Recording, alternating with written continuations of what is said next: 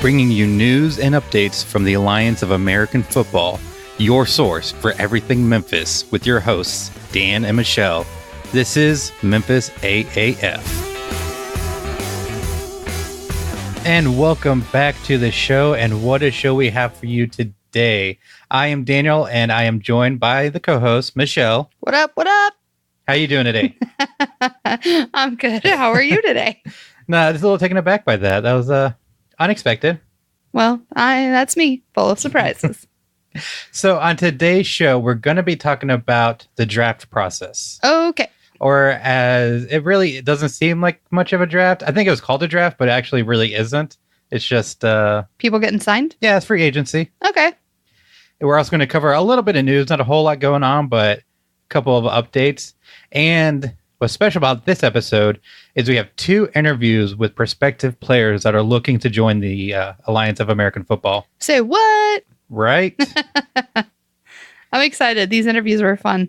Yeah. I was kind of nervous. I've never conducted interviews before, so I don't really know what I was doing. I think you kind of hear it, but please forgive that. These guys are awesome, and they saved the interview. They really helped me out. And there's some really cool guys that have a lot of drive and a lot of passion, and I really think they deserve a chance. So the first interview we've got for you today is... Garrett Berg. All right, the Big Berg. I don't know if that's his nickname. His nickname is Iceberg. I like Big Berg better. It's kind of like Big Bird. Let's go with Iceberg. I think he'd appreciate that a little bit. Sorry, Iceberg. But he is a punter out of Ouachita Baptist University, which is a Division II school in Arkansas. Okay. Did I say he's a punter? Yes. Well, he is a punter, just in case I didn't say it. Punters are people too. And we talk a lot just kind of about the role of punters and just kind of talk a lot about the AAF. All right. But he is currently training with one-on-one kicking out of Birmingham, Alabama. He helps train kids in kicking and just kind of still involved in the sport and constantly active, as we discussed in this interview. Awesome. Let's check it out. All right. Tell us a little bit about yourself, man. Well, like I said, my name's Garrett. I am a free agent punter right now. I currently train with a company called One-on-One Kicking. They're based out of Birmingham, Alabama, technically. I've been training with them on and off for the last 10 years since high school days. And I work with Mike McCabe and Will Goggins. Will Goggins actually played at the University of Troy for a while. He's now the director of punting and he lives in Dallas. So I travel there quite a bit to train. Some of the guys that I train with, got Johnny Hecker, who plays for the Rams. He's a Pro Bowl punter. Also train with a lot of the Division I guys that McCabe does, guys that play at Washington, a guy named Oscar. So I train with some of the most elite guys in the country. Myself, I attended Ouachita Baptist University. It's a Division II school in Arkansas, in Arkadelphia. Played there, and then afterward ended up just staying in the state of Arkansas. Got married and had a daughter. So that kind of kept me there, but I've been chasing the dream ever since. Had some CFL tryouts, just trying to get a little bit of, get an opportunity to play in this AAF. I think this league is going to be fantastic. The structure around it is very solid compared to any other startup league that's ever come around. Yeah, I don't know if you heard, I think it was like our first episode. We're talking about just like all the people they have, GMs to broadcast guys, media guys, ex-players, some of the best players that's ever played. So it's a really good foundation for the league I'm really excited about. Yeah, Charlie Ebersol, I think he's got this going in the right direction. He's got Justin Tuck, who's one of the best. He's got a great mind around business itself.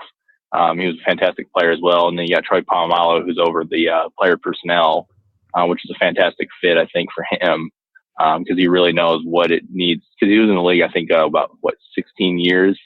So he has a very understanding of what players really want and need when it comes to their everyday life. Yeah, definitely. Then you have Hines Ward, who's Super Bowl MVP. Mm-hmm, absolutely. So you got great people that are surrounding this league, and which is not too many. Like I said, they had leagues in USFL, which kind of flopped. I guess it was a one and done for them, or I think it was 2 full years. But there were some leagues that just have tried and just really didn't have that structure like the AAF does. Yeah. And I think just like with everything going on that the NFL is struggling with, just like some of with the player injuries and just kind of everything that's going on, it's a great time for somebody else to come along to kind of fill that gap with fans that are displeased with the NFL? Yeah, absolutely. I think there's that gap. As soon as football ends in February, really there's nothing that comes in and fills that void. Everybody, just kind of steers away. And, if you're a sports fan, you have other sports to watch, but majority of people watch football. And that's what, my wife, football's over. That's the only sport she watches is football, because it's the most entertaining, and Absolutely. It just drives revenue for people. Yeah, and Charlie did an interview. I can't remember where it was, but you can probably find it if you look for it. But he was just saying that, the NFL, the ratings are like so much higher than like the next 4 professional leagues, but they only operate 6 months out of the year. And like if any other business that was that successful only operated for 6 months out of the year, there's definitely a gap for somebody else to fill. And so I see that's where kind of AAF is going to fill that gap, definitely. Yeah, there's that void, and I think they're going to fill it, and they're going to coincide. Like I said, it's going to be kind of a funnel, I think, for the NFL. I know this is the first year and everything, and they only got the 8 teams going on, but I can totally see it expanding over the next couple of years, maybe from 8 teams to 12, and then 12 to 16, and eventually be to where they're almost like a minor league system, kind of like baseball has for the NFL, or even for the CFL if they want to jump on board and kind of have that, opportunity to kind of coexist. Yeah, definitely. So you said you're in Little Rock now, right? Yep, I live in Little Rock. Awesome. And then, I've been there. I've been living in Little Rock for since 2013, so about 5 years now. Awesome. So it wouldn't be too big of a deal to make that commute to Memphis. Oh, absolutely not. Memphis would be, I think, would be a great position for myself, I would think, just because of how close it is. Family can come watch, and things like that. Family friend. I think the Liberty Bowl, I've been there before for a few games itself, is a great venue. I think the community, I think, is going to it's going to eat this up. I think they're going to love it. Yeah, definitely. So I saw a video that you posted kicking in I think Little Rock High School. Yeah, North Little Rock High School. They have a pretty much a $3 million high school. It looks bigger than some Division II schools I've played at for. So, but yeah, they kind of when I was at Ouachita, I ended up in the country in Division II, average wise overall 25th in the country. Average was right a little bit under the 40 mark. It was 49.86. And in Division II, people always look upon it and it's like, oh, maybe the talent level is not as good. But you got professional punters like Marquette King, who played at Fort Valley, who's a Division II, punter. He plays for the Denver Broncos now, and everybody knows him from Oakland, but he's with Denver now. And then you got Chris Jones, who's the punter for the Cowboys. He played Division II as well. So when it comes to Division II, I feel like when it comes to a specialist like a punter, the talent level is just as high as Division I. Yeah, definitely. And there's a lot of talent out there at kickers. It's just like the problem with the NFL is there's not a need for a whole lot of them. You'd only need 32 punters, maybe a few more during training camp. Yeah, camp leg or some sort. But other than that, there's just not that opportunity. And then, the longevity of a kicker is so long. You get guys out there like Phil Dawson and Adam Vinatieri that's probably, been playing longer than I've been alive, that they're just not slowing down. Yeah, absolutely. And like I said, the longevity part of it is just taking care of your body. And with a kicker, there's not as much strain on your body, I guess, compared to an O lineman or a linebacker or a quarterback.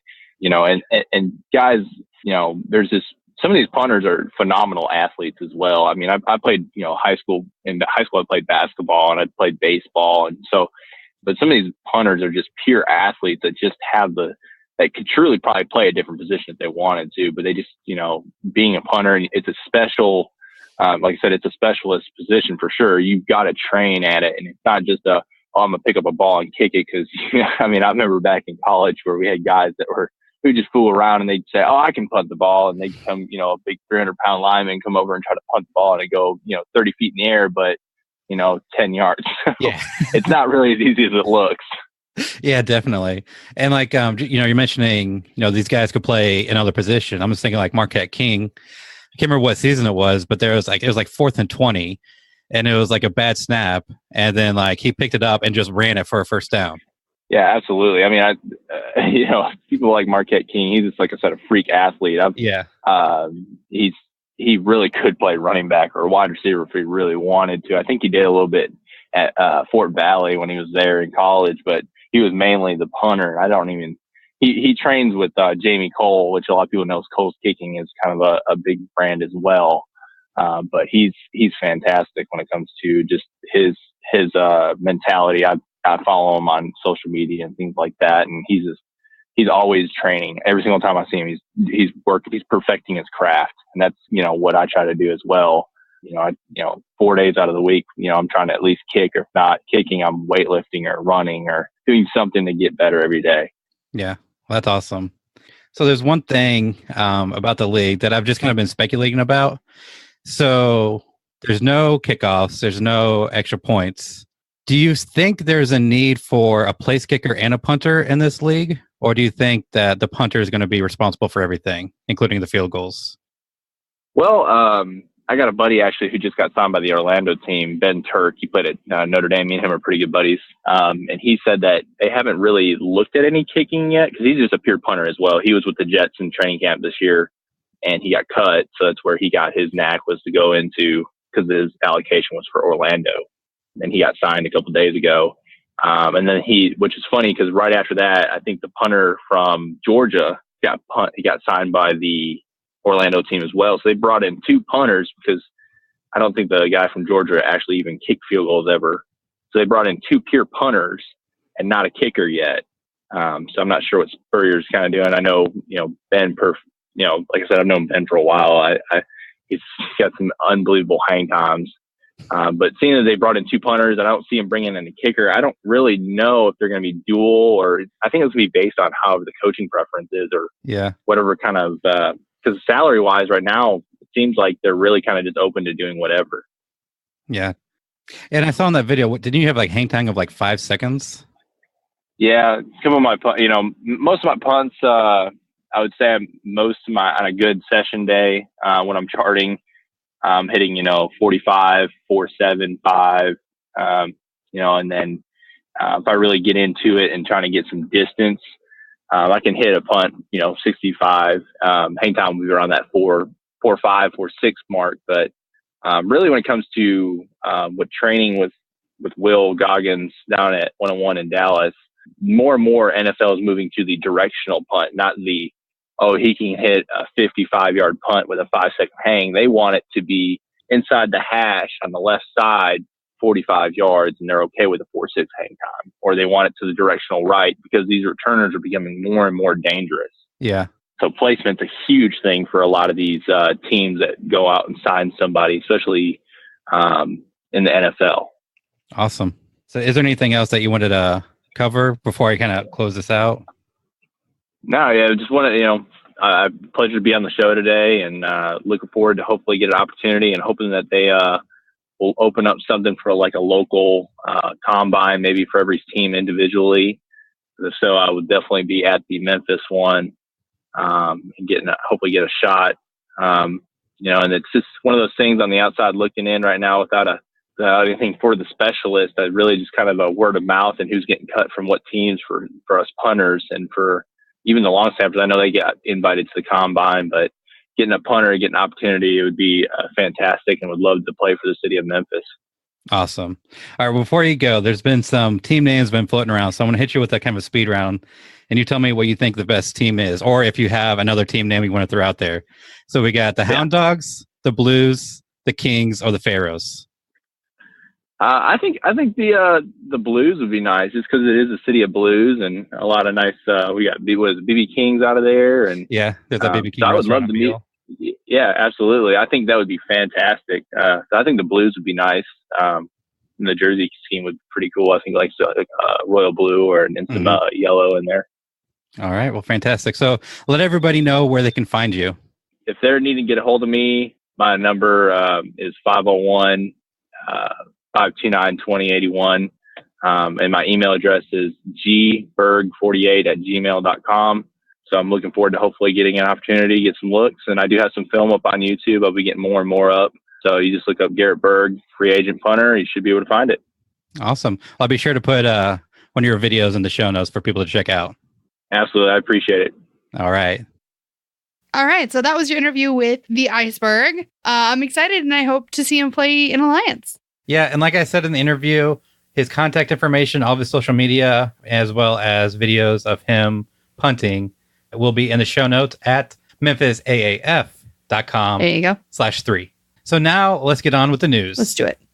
As of about 3 or 4 days ago, the Alliance released a list of the first 100 players that have been signed in the league. That seems like a lot because there's 8 teams of 50 players each. Yeah. And that's 400 players. So we're a quarter of the way done. And there's 5 combine dates, right?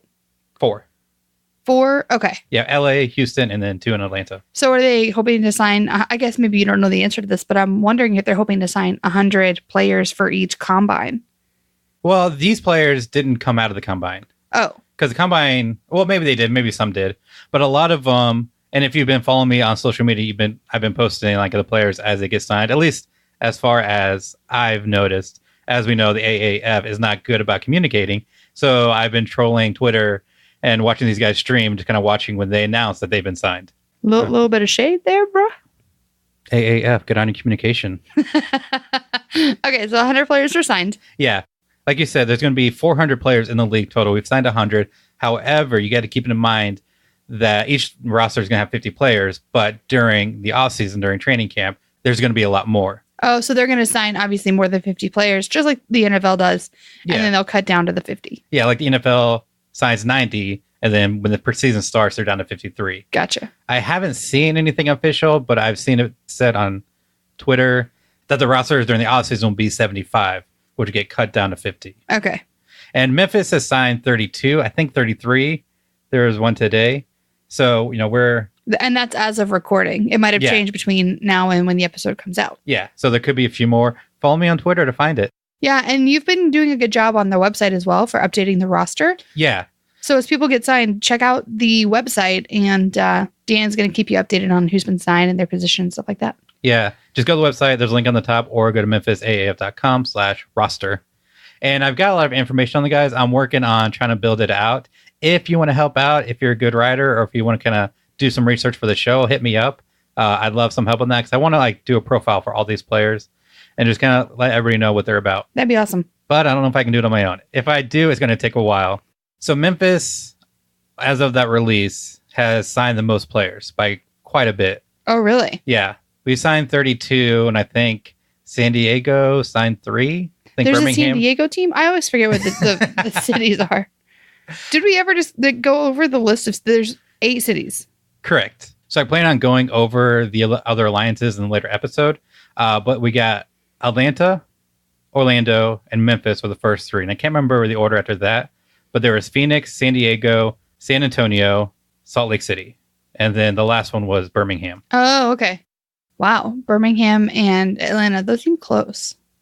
Yeah, I mean, Memphis, Birmingham, Atlanta, and Orlando are kind of all in southwest. Southeast? Yep. That's where those are. Geography is your strong suit. And math is yours. I just got called out. Yeah, San Diego, I think, signed 3. 3? I think so. At the time of that release or at some point, I can't remember exactly. If you want to see the full list of all 100 players, it's going to be in the show notes. There's a PDF that they put out, so you can find it there if you want to take a look. And then the last bit of news is that the LA Combine was this past weekend. All right. On the 4th. The first one. Correct. Okay. We got Houston coming up on the 18th, and then Atlanta is going to be towards the end of the month. Gotcha. Still haven't heard back about media credentials, so I don't think it's going to happen. And from what I understand, it's not open to the public. But if I find out that we can go and do something, we're definitely going to do that. If there's anyone out there that can make that happen, let's make it happen. Nudge, nudge, wink, wink. Charlie, I know you're listening. Okay.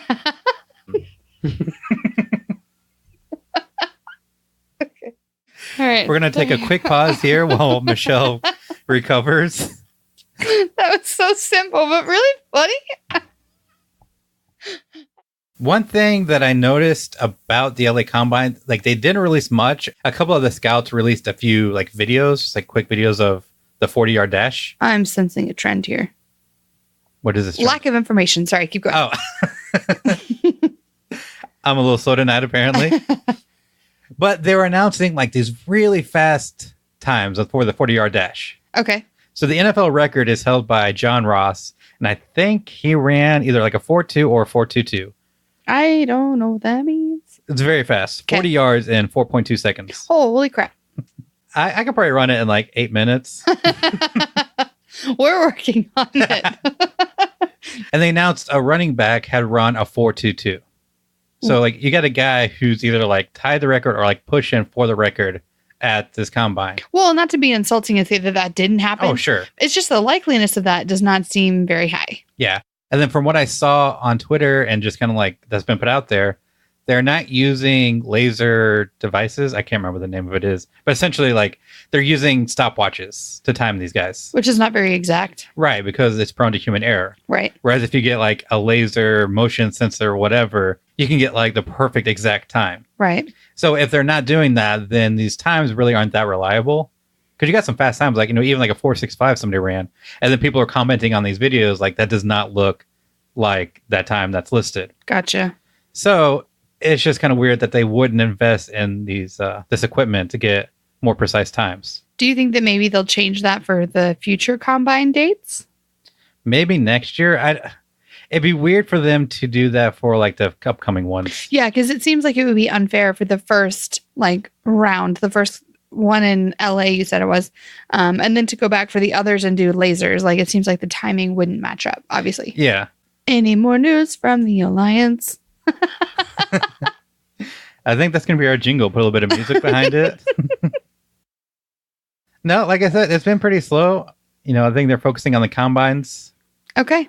Let us in. Yeah, which I'm pretty sure is all filled up. Now, if you weren't able to register for the combines, the teams will be hosting their own like individual workouts and tryouts and stuff like that. So if you didn't make it to the combines, don't worry. There's still a chance. You know, there's still opportunity.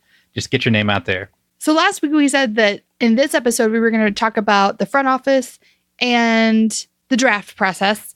But because these players wanted to call in and talk to us and we wanted to bring you those interviews in this episode, we're going to just talk about the draft today and we're going to bring you our conversation about the front office in next week's episode. And we also wanted to ask you guys as the audience, do you want us to give you a bonus episode with player interviews? So then we would come out with 1, possibly 2 episodes a week, or do you want us to keep our section shorter and give you 2 player interviews all in 1 episode? So go to memphisaaf.com/contact and let us know what your preference is. Or hit us up on social media and let us know there. That's probably a lot easier. Now, before we get into the so-called draft process, I want to bring you the second interview with a potential player. This guy is Tajie Wharton. He's a defensive back out of North Carolina. He went to North Carolina A&T University.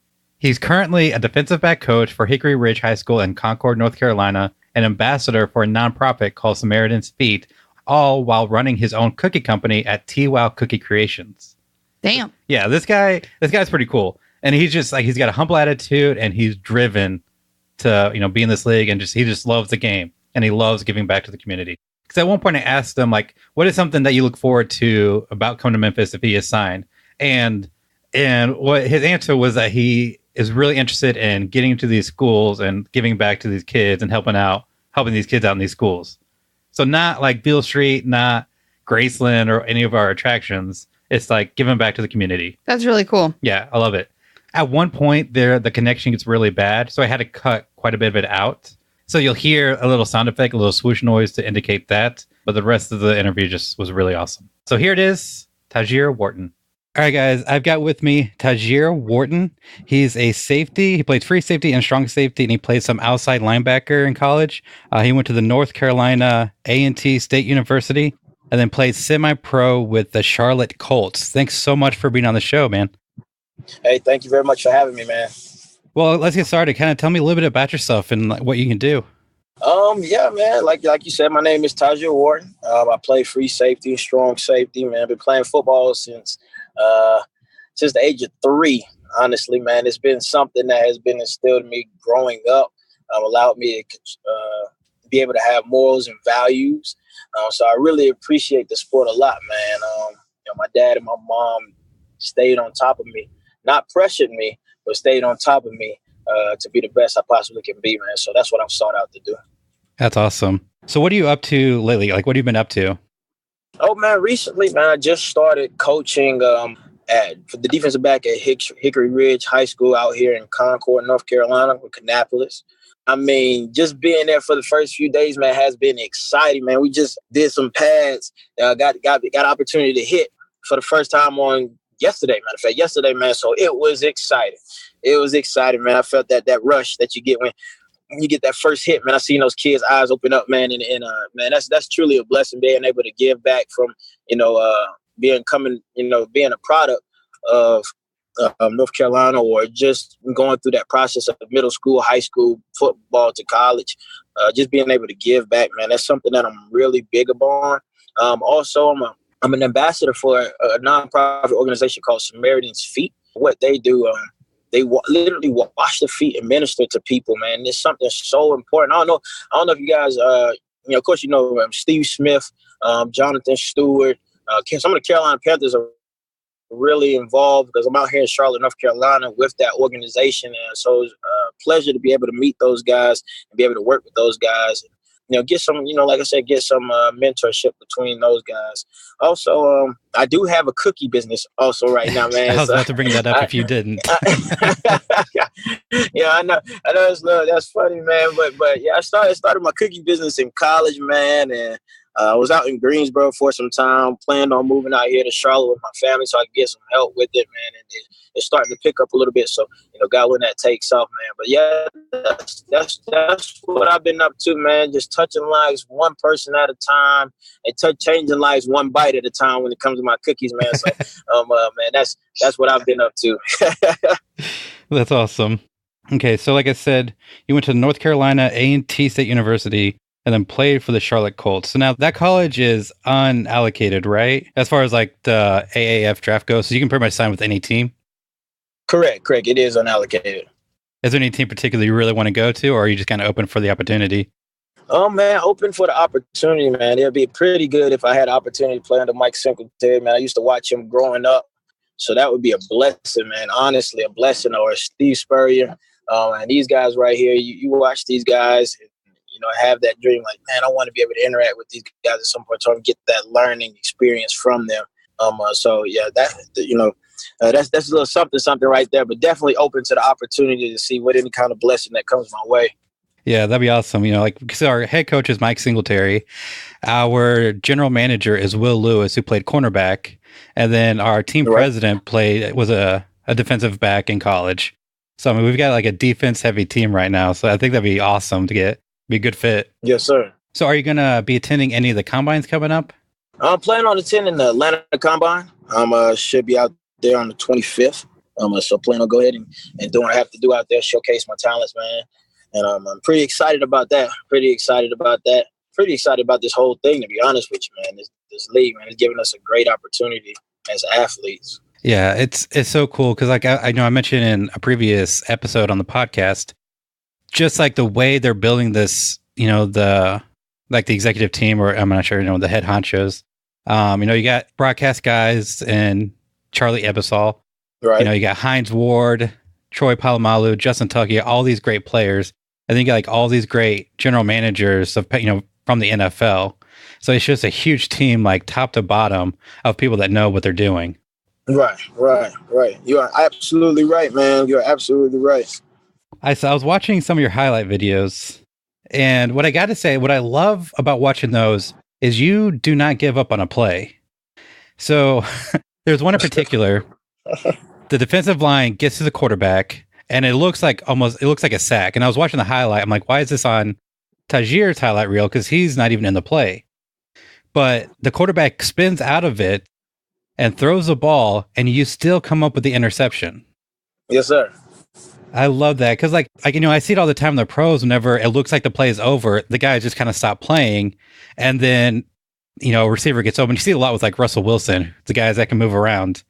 But it's awesome to see a defensive back that can still be in the play through it all. Yes, sir, man. Honestly, man, going in college, It actually started when I was younger. Like I said, my parents stayed on top of me. Anything that you do, you give 100% in. So, and I owe it to my teammates. They're counting on me to do my percentage of my responsibility. So if I were to lack off on that play and then he gets loose and throws that deep as safety, then we're screwed. And then also in college, Coach Broadway, I played under Coach Rod Broadway, who is no longer the head coach at North Carolina A&T, is Coach Sam Washington. Great coaches. But he used to always talk about when something good happens, keep playing. When something bad happens, keep playing. At that situation right there, you would say, hey, we got a sack. But you got to still play. You got to keep playing because you never know. You always got to be prepared for what's happening next. And so, man, I go 110 miles per hour. I can every single play because you never know. You never know when that next play is or who's going to make that next play or where you got to be as far as being that support for your brothers on that field. Yeah, exactly. So you're living in North Carolina. Do you plan on moving to Memphis if, say, you do get picked up by the Memphis team? Oh, yeah, most definitely, man. Definitely. I got some family out there in Memphis, and the environment out there is pretty cool, man. Being around a lot of Southern people. My family's from up north, down south, all over the place. So getting that different kind of vibe. I was about $150, man. $150. And I was always trying to figure out, Taj, how in the world are you going to get around these big guys? What are you going to do to get around these guys? And my heart motivation came from watching videos of Mike Singletary, Brian Urlacher, Brian Dawkins, Ray Lewis. And the list goes on. And every single day, I would wake up in the morning, I would pray, and I would literally watch these videos to prepare myself, and I would go for a jog. And I'm telling you, waking up at 4 o'clock in the morning, going to run at 4:30, being back by 5:30, taking a shower, getting on the bus by 6:30, and getting to school, man. And that was something that I did every single day. Man, that's how badly I enjoy and want to play this game, man. But being able to play up under that man, is something that would be truly an honor and a blessing. So if you do get signed by Memphis, like what is something that you'd be wanting to check out? I've only been to Memphis a few times, but I was younger. So definitely will be exploring quite a bit, to be honest with you. Man, trying to see what's out there. Definitely see how the nightlife is. I'm not somebody that goes party a lot, but I do like to have a good time, nice little lounge, somewhere chill like that. But definitely, man, get involved in the schools, man. That's really what I would love to do. Get involved with the schools, touch back, give back. Man, so I definitely will look forward to that. That's awesome. That's good to hear. Okay, so as you know, the league hasn't announced any team names or anything. It's up to the fans to kind of come up with that. I'm not sure how they're going to do it, but it's a lot of fun seeing what people's suggestions are. So I'm going to hit you with a few that have been kind of going around the Memphis Facebook group. Let me know what you think of them, what your favorite is, or if there's something else you want to throw out there, be sure to do that. But we got the Hound Dogs, the Blues, the Kings, and the Pharaohs. So maybe I should explain if you're not from the area. The Hound Dogs, obviously Elvis, his famous song. The Blues, Memphis has a big music history really in the blues. The Kings, one thing about the city is Martin Luther King. This is where he was assassinated, so there's a lot of history there and the civil rights movement.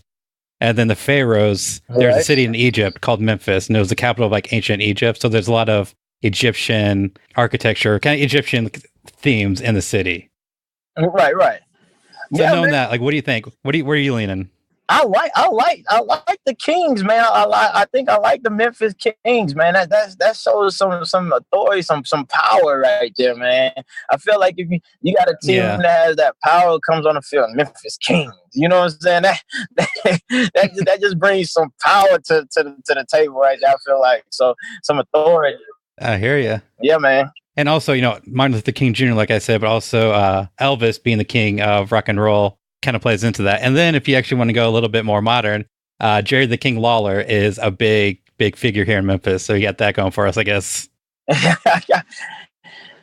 Well, I say we keep the royalty in Memphis. I hear you, man. Thank you so much for coming on this show. I really appreciate it. This has been a lot of fun. Before you go, let the people know, where can they find you if they want to connect with you online? Okay. Yeah, you can find me on Instagram at Classic Man. That's with a C. Classic Man 43. Also, you can find me on Facebook at Tajie Wharton. That's Tajir. Last name Wharton, Wharton. Also, you can also follow me on Instagram at my cookie page. It's called TWow Cookie Creations. That's TWow Cookie Creations. That's TWoW Cookie Creations. And yeah, man, that's pretty much where you can find me. Also, I will be starting up a Twitter page here soon. So I am going, tap into Twitter, but I'll get that to you when I decide what that name should be. Maybe you guys should let me know what I should name that. Awesome. Well, you heard it. Give him some help. Figure out what his Twitter handle should be. And if you want to check him out, I'll be sure to put links to all of his social media, and I'll link his highlight video in the show notes. So be sure to check that out and see what kind of talent's out there, guys. Thank you so much. Thank you. Well, that was awesome. I loved hearing about how dedicated he was. I mean, waking up at 4 a.m. to go running before school, ain't happening for me. Like that, to have that much drive and love for the game is really what we want to see, and like why I'm so excited about Alliance, because without the high paycheck, the big return, it's more about the love of getting to play. And that's what I'm really excited about this league, is that, these are guys that weren't able, for whatever reason, to make it to the NFL. As we mentioned in, Garrett's interview, it's not for lack of talent, because it's just a lack of opportunity. And I said before, you got about 2,000 to 3,000 players in the NFL at any given time, and 15,000 or so college players. Yeah, people that just played because they love it. Yeah, and not necessarily because they don't deserve a chance, but for whatever reason, they just, for whatever reason, they get overlooked. Yeah, that was a great interview. So it's really awesome to kind of talk to these guys and just hear that passion that they have. Yeah, for sure. All right, so now on to the main story of today, the quote-unquote draft process. Okay. Actually, like, looking at it, there's nowhere that it says draft. I think everybody just kind of assumed that it would be a draft. What are you looking at? In the show notes, I'll have the image, but it's just the promo information that the league put out. For? How the player system's going to work. Okay. It's kind of unique, but players are allocated based on where they played before. Explain what? Huh? My brain stopped working. Okay. So we're going to go over Memphis and how they're allocated. Okay. Allocated sounds weird. I mean, because in the NFL, we're used to like a player getting drafted or traded or, signed because he was a free agent, but allocated's weird.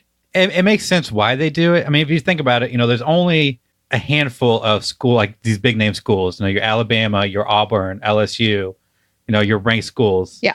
And if you get somebody like our coach, Mike Singletary, who's a legendary Hall of Fame linebacker, or Steve Spurrier, or Michael Vick, like these big names, a lot of players are going to kind of go to like one section or another, or like one team or another.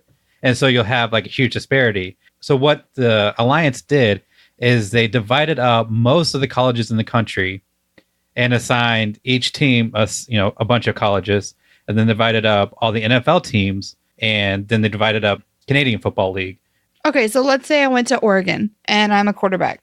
I am signed by the Alliance, and I'm then allocated to that team that is like within the Oregon district, or am I signed, like if Oregon doesn't sign me, can I go to say Orlando, which is definitely not going to have the Oregon district? Do you know what I mean? This is confusing. Okay, well let me go through the whole process. Okay. And then we'll get to your questions. Okay. So phase 1 is college selection. Okay. So where you went to college will first determine where you're allocated. If you get signed, who's signing you? Whoever you're allocated to. Okay, so we'll focus on Memphis, of course. Okay. So Memphis has been allocated Tennessee, LSU, Arkansas, Ole Miss, Memphis, Kentucky, Vanderbilt, Middle Tennessee State, Austin Peay, Chattanooga, East Tennessee State, Tennessee Tech, Tennessee Martin, Carson Newman, Lane, and Tusculum. Tusculum? I have got no idea. And Tusculum. All right. Hopefully I'm saying that right. If not, Tusculum. there we go. How many ways can we say this name? That's probably all wrong. So if you went to one of those schools, you're eligible to sign for Memphis right now. Okay. The Memphis Alliance, not any other team. Phase 1. Yes. Okay. Now, if you didn't go to any of those schools and you didn't go to any of the schools that were allocated to other teams, for example, Iowa is not allocated to any of the 8 teams. Okay. So then we move on to phase 2. All right. And that's based on your professional experience. Now, wait, I have a question. Yes. Are these timetables for a phase? Like, is phase 1, like, let's say April to August? So believe it or not, the Alliance hasn't released that information. Shocker. That I'm aware of. Okay. There's a little clarity we'll get to here in a second once I get through all 3 phases. Okay. But not a whole lot. Gotcha. So as far as if you did go to Tennessee and Memphis doesn't sign you, I don't know at what point you're eligible to sign with another team. Okay. I've reached out to ask and I haven't gotten an answer yet. Go figure. Once I find out, I will let you know. All right. Now, phase 2 is professional experience. So focusing on Memphis again, if you've played for the Titans, Saints, Colts, or Bengals, and you're not allocated to one of the schools through all the other alliances. In phase 1. Yes. Or if you play for Winnipeg and the Canadian Football League, you're allocated to Memphis. My brain hurts. All right. So let's say I played for the Saints. I was signed to like the practice squad and then dropped. I went to Auburn. Auburn is, I think, assigned to Birmingham. Okay. So you'd be first allocated to Birmingham. And so you can't sign with Memphis. Okay. But let's say we'll go back to Iowa, who's unallocated. You play for Iowa, and then were signed by the Saints, and then you were cut at some point. Yeah. You will be eligible for Memphis because your college was unallocated, but professionally, you're with the Memphis team. Whoa, my eyes just got really big. Does this make sense to you? Is this something? Oh, okay. Once you really kind of look into it, then it makes sense. Okay, can you guys let me know? Because Dan's like a fanatic, so it's not fair for me to compare myself to him. But like, is this confusing to you guys too? Because I'm confused. It's like once you sit down with a map and look at it, it's easy to figure out. But it's just difficult. Yeah. It seems silly. Do you like this process? Are we getting to that? I kind of like it. Like, it makes sense that the way they divvy it up. I'm assuming it's not going to be like this in years to come. It's just maybe the first couple of years? Just to kind of keep everything balanced and keep it fair between all 8 teams while they start to build. Gotcha. And so if you've never played professionally in the NFL or Canadian Football League and your college team is unallocated. Like Iowa? Correct. Then you move to phase 3, which is open selection. So you can go anywhere? Yes. Okay. So right now, I don't know what the timetable is, but if you're unallocated through the first 2 phases, you can sign with any team. Mm-hmm. So the way I had thought it was going to work before is that there'd be a timetable for each phase. Right. Like my question. Yeah. So hypothetically, you played for Iowa, you didn't play professionally. I figured you'd go through phase 2, and then the league as a whole would move to phase. You start with phase 1, right? And the league as a whole would start to phase 2, right? And then you'd have to wait till phase 3 to get signed. So that would suck, though, right? But that's not the way it works. Right now, each player is in their own phase. Okay, so you're personally in your own phase. It's not like a league-wide thing. Yeah. Okay. Yeah, so if you played in a college team that's not allocated, but you did play professionally, then you'd be on phase 2. Right. While the allocated college team players are in phase 1. Okay, so wait, did you answer my question of like... Probably not. Let's say you're Riley Ferguson, quarterback for U of M last year. Has not played No, he was signed. Who was he signed to again? So he was signed by the Bucks and then cut from there. And then he signed with the Dolphins and he's been cut. So right now he's a free agent. Okay. With the NFL. Yes. All right. So let's say you're Riley and Memphis doesn't want you. The Memphis Alliance team isn't going to sign you. Which I highly doubt, but let's go with that, right. Hypothetically. Hypothetically. So then he would go to phase 2. But let's say he hadn't signed with the NFL. But Memphis isn't going to sign him. Does he automatically go to phase 3? Or it's like whoever is allocated the Dolphins, who he most recently was signed with, right? So are you saying in reality, or are you saying like he wasn't signed to an NFL team at all? Let's just say hypothetically he was not signed. So since he wouldn't have a professional team, he would skip phase 2 to go to phase 3. Okay. But when, I don't know. Okay. So at what point does he get to sign, since he's allocated to Memphis, at what point does he get to sign with another team? Right. So again, my big question that I'm really trying to get to without it getting so darn complicated is I just hope that the players don't get screwed over by these phases and that they don't miss out on opportunities because other players are getting signed. And I don't know, it just seems so much more complicated than a draft or like free agency. But I'm also wondering if I'm not I feel like maybe I'm also having a hard time grappling with this because it's new. Yeah. Maybe once we get a few seasons in, if this system stands, and sticks around, maybe it will be a lot less confusing and frustrating, honestly, once it's been in place for a few years. Yeah. Definitely confusing, definitely unique, to say the least. But you're going to put this graphic in the show notes? Yes. Awesome.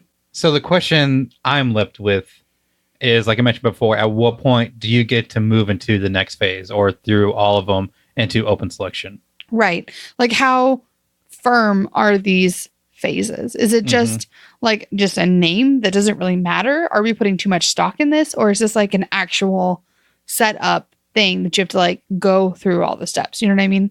It'll definitely be interesting to see how this plays out if we get more information on it. Yeah. My guess would be by the time the NFL season starts and once we're done with all the NFL cuts from the preseason roster to the full roster, that I think everybody's going to be in open selection. Or maybe we'll go through that so that way all the players that are cut is still allocated based on team. And then sometime maybe in October or November, we'll get moving along. Because I would imagine that they would, because something like 1,000 players are going to be cut from the NFL rosters. For them to all be unallocated, I don't see that happening. I would imagine they would still be allocated based on college and professionally. Right. But then sometime after that, I would imagine everybody goes to open selection. Like I said, it'll definitely be interesting to see how this plays out. Yeah. Like we said earlier, we were so excited to bring you these 2 player interviews in today's episode. And just to remind you, we want to put it out to you guys. Do you want us to keep putting player interviews in our 1 a week episode? Or do you want to split it up and have a bonus episode maybe every week, every other week with player interviews, and then keep our Thursday episodes with Dan and I and our conversation here? So reach out to us on social media, memphisaaf.com/contact, and just let us know what your preference is, what you're thinking, and we'd love to hear from you. Thank you so much for listening. That's all we've got for you today. If you like the show and you're not already, be sure to subscribe. That way you don't miss an episode or anything else we put out. And make sure you check us out on social media. Dan's been a total badass in keeping up with Twitter and I think Facebook too. So check it out. And Instagram. Oh, yeah. Yeah.